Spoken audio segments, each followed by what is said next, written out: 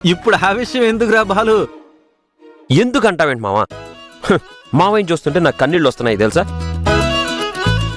ఇదిగో ఇంతప్పటి నుంచి చూస్తున్నాను మావ, ఎంత కష్టపడి చదివించాడు. వేలకు వేలు ఫీజులు కట్టి కాలేజీలో జాయిన్ చేశాడు. అరే నా కూతురు చదువుకుంటే ఒక స్టేజ్లో ఉంటుంది, బాగుంటుందని చెప్పి ఎన్ని కలలుగానుంటాడు, ఎన్ని కలలుగానుంటాడు. రే రే రే రే, తను కూడా కష్టపడి చదివింది కదరా. నేను తన గురించి మాట్లాడట్లేదని చెప్తున్నానా నీకు? అంతగా చదవడం ఇష్టం లేనప్పుడు చదవడం ఇష్టం లేదని చెప్పచ్చుగా మావా. నాన్న నేను కాలేజ్కి వెళ్ళను నాన్న, నేను చదవను నాన్న, ఇంట్లోనే కూర్చుంటాను, కుట్లు అల్లికలు నేర్చుకుంటానని చెప్తే మా మావయ్యకి లక్షలు లక్షలు మిగిలేవి కదా మావా.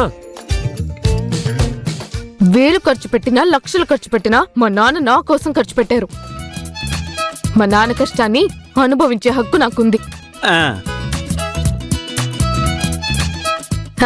నేను నీతో మాట్లాడడం లేదు. ఓహో, నువ్వు కూడా నాతోనే మాట్లాడుతున్నావా అమ్మా?